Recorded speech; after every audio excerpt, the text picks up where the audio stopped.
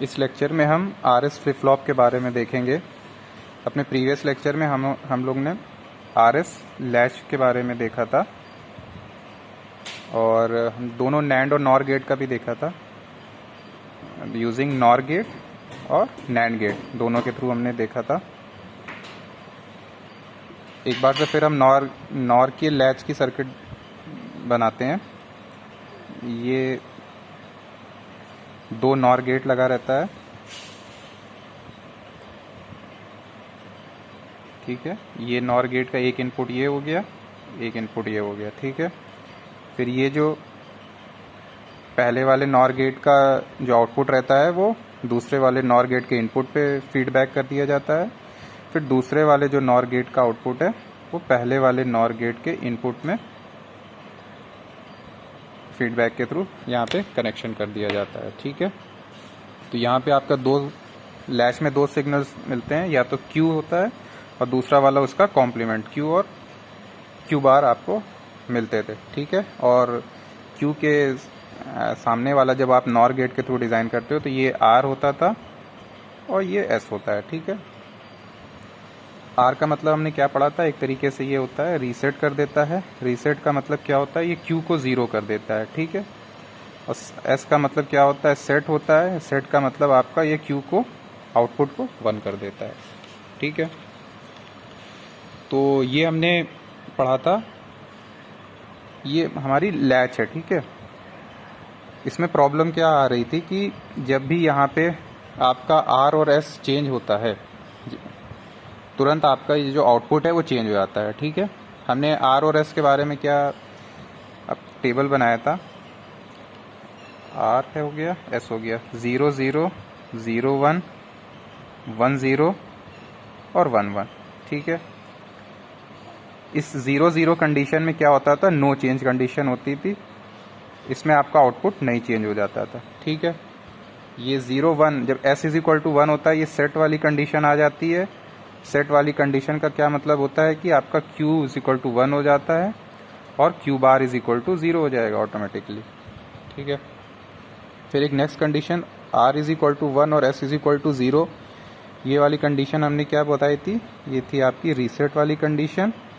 इसमें आपका Q is equal to reset हो जाता है तो Q 0 हो जाता है और Q bar is equal to 1 हो रहा था। और 1 वाली कंडीशन को हम बोलते थे ये इनडिटर्मिनेट है, इनडिटर्मिनेट कंडीशन या अनप्रेडिक्टेबल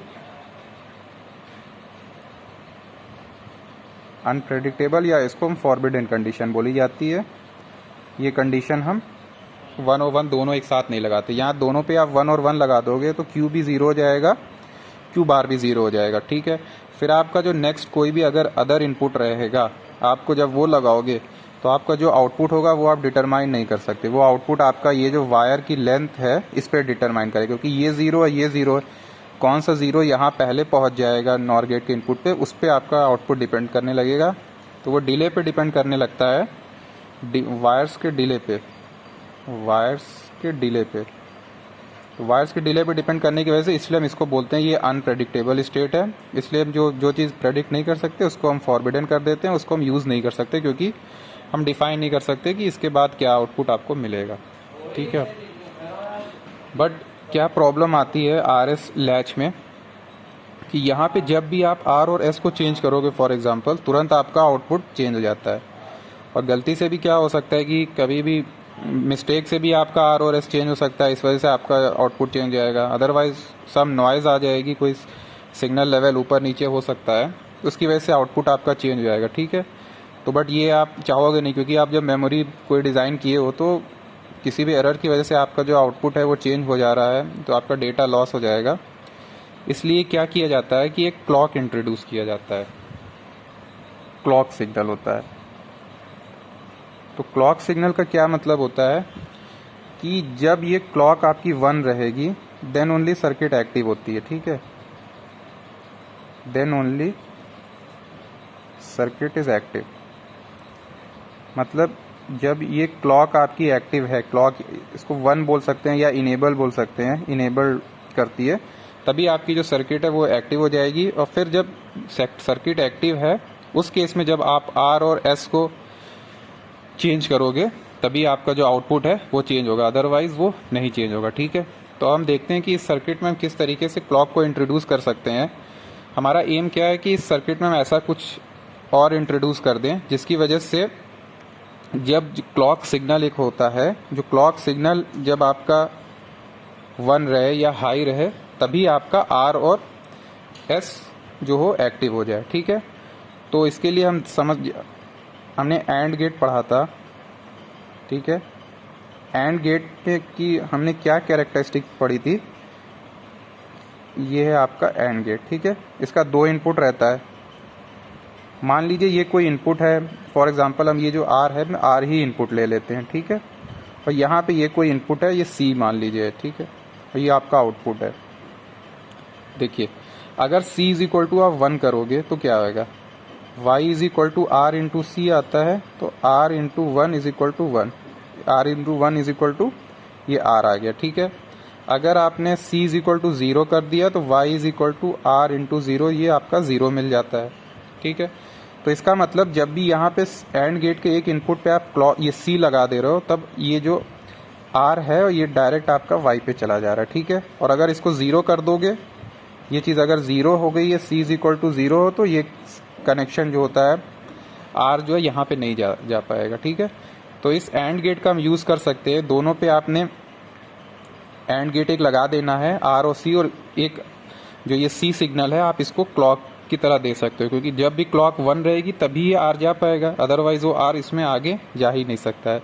तो इस प्रकार हम फ्लिप फ्लॉप को लैच में कन्वर्ट कर सकते हैं। तो हम एक सर्किट बना लेते हैं, ये सर्किट का नाम हो अब ये लैच नहीं कहलाएगा। ठीक है, लैच और फ्लिप फ्लॉप में ये डिफरेंस हो जाता है कि फ्लिप फ्लॉप में जो आपके क्लॉक लगी रहती है। ठीक है, फ्लिप फ्लॉप्स में आपके क्लॉक्स होती हैं और लैचेस जो होती हैं विदाउट क्लॉक रहता है। ठीक है, इसमें क्लॉक्स नहीं रहते, without clock.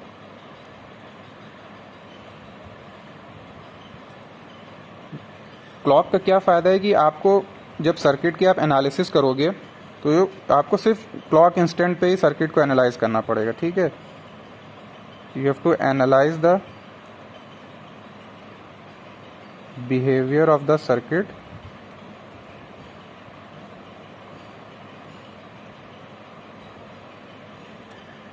During the clock only. ठीक है, आपको सर्किट जब आप एनालिसिस करोगे कि कब क्या इनपुट आता है तो आप बस ये देख लो कि क्लॉक अगर चेंज हो रही है, जहाँ पे क्लॉक 1 है या क्लॉक इनेबल है, तभी आपको सर्किट के इनपुट और आउटपुट को देख के डिटरमाइन करो।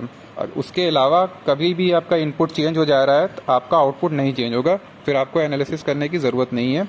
यही एडवांटेज होता है। ठीक है, तो फ्लिप फ्लॉप ही आपका जनरली यूज़ होता है, बट फ्लिप फ्लॉप को बनाने के लिए बेसिक जो प्रिंसिपल होता है वो लैचेस से डिराइव किया गया था, तो इसलिए हमने पहले आपको लैचेस पढ़ के बनाया था। ठीक है, तो अब हम समझते हैं आरएस फ्लिप फ्लॉप।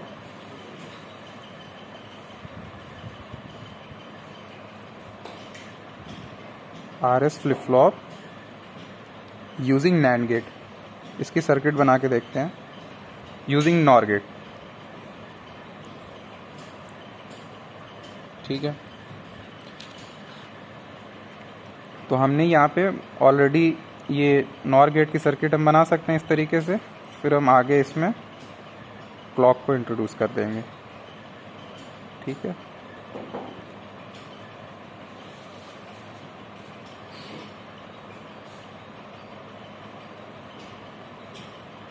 ये हमारी सर्किट हो गई है, ऑलरेडी हमने ये पढ़ रखा है Q और Q बार। अब हम इसमें क्लॉक को इंट्रोड्यूस करने के लिए यहाँ पे एक एंड गेट लगा देंगे।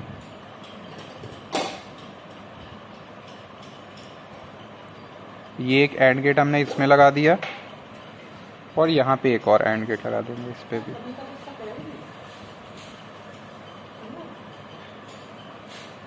ये एंड गेट इस पे लगा दिया, फिर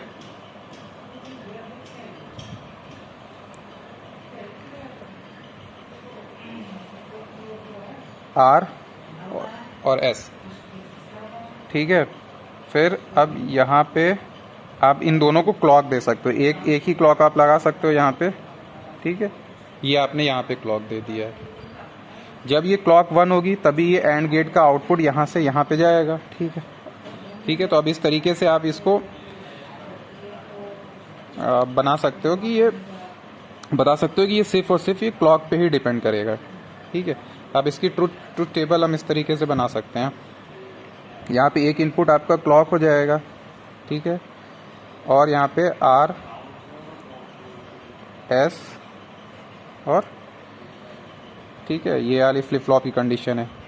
मान लीजिए क्लॉक आपकी ज़ीरो है, ठीक है, क्लॉक जब भी ज़ीरो रहेगी तो आर और एस कुछ भी रहे यहाँ पे आपके नो चेंज रहेगा कंडीशन। आपका जो फ्लिप फ्लॉप रहेगा उसका नो चेंज होगा, नो चेंज कंडीशन। ठीक है, जब भी आपके क्लॉक ज़ीरो है कोई इनपुट नहीं होता, ठीक। लेकिन जब क्लॉक वन होती है, ठीक है, तब यहाँ पे आपका अगर ये ज़ीरो ज़ीरो है तो ये वाली, जैसे प्रीवियस में नो चेंज कंडीशन मिलती थी तो ये नो चेंज कंडीशन आपको मिल जाएगी। ठीक है, फिर क्लॉक अगर वन है और ज़ीरो और वन मिलता है तो ये आपको क्या है, सेट कंडीशन मिल जाती है। फिर क्लॉक वन है, वन और ज़ीरो है तो इस केस में आपको क्या मिल जाती है, रीसेट की कंडीशन मिलती है। फिर क्लॉक वन में वन और वन है तो ये वाली कंडीशन को आप फॉरबिडन बोलते हो, तो ये फॉरबिडन ही रह जाएगी। ठीक है, तो इस तरीके से आपने ये लैच को ये टोटल फ्लिप फ्लॉप में कन्वर्ट कर दिया। ठीक है, ये यहाँ से यहाँ तक आप जब अगर देखोगे तो ये आपका एक फ्लिप फ्लॉप बन गया है। ठीक है, इसको शॉर्ट में इस तरीके से भी रिप्रेजेंट करते हैं हम। यहाँ पे एक बॉक्स बना देते हैं, फिर ये फ्लिप फ्लॉप का बॉक्स है, यहाँ पे एक आउटपुट क्यू हो गया, एक आउटपुट आपका क्यू बार मिल गया, फिर यहाँ पे आपका एक आर और इनपुट हो गया, एक एस इनपुट हो गया। इस तरीके से बनाते हैं। फिर यहाँ पे एक सिग्नल दे देते हैं क्लॉक का। ठीक है, ये क्लॉक हो गई।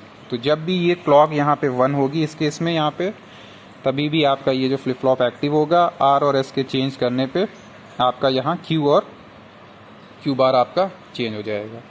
ठीक है, अब देखिए क्लॉक किस तरीके से दी जाती है। क्लॉक भी कई तरह की होती है। इस तरह का कुछ सिग्नल रहता है आपका। ठीक है, ये आपकी क्लॉक रहती है। तो अगर आपका बोला जाएगा कि ये सर्किट आपकी पॉजिटिव लेवल ट्रिगर्ड है, ठीक है, तो जब भी ये वाला पोर्शन आपको एक्टिव मिलेगा तभी आपका ये जो सर्किट है वो एक्टिव होगी। ठीक है, तो ये वाला आपकी एक्टिव का क्या मतलब है कि positive level triggered flip flop, positive level triggered flip flop.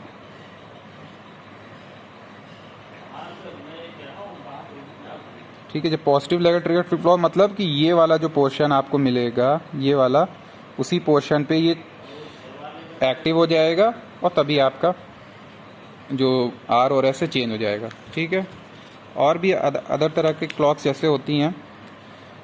कोई सर्किट इस तरीके से डिज़ाइन की जाती है कि वो निगेटिव लेवल ट्रिगर्ड हो। ठीक है, उसमें क्या होता है कि यहाँ पे आपका जब इस तरीके का लो सिग्नल रहता है यहाँ पे, तभी आपका जब इस सर्किट काम करे तो इसको बोलते हैं negative level triggered flip flop. Negative level trigger flip flop, ये हो गया। ठीक है, फिर और भी चेंज होते हैं। जब आपका इस तरीके से सिग्नल, जब आपका जो सर्किट है वो एक्टिवेट हो, ये ट्रांजिशन मिलने पे, ठीक है, ये ट्रांजिशन जब आए, लो से हाई का ट्रांजिशन पे कभी कभी सर्किट आपकी एक्टिवेट हो जाती है। ठीक है, तो इसको हम क्या बोलते हैं, positive edge triggered flip flop, positive edge triggered flip flop बन जाएगा। ठीक है, इसी तरीके से अगर आपकी क्लॉक ये है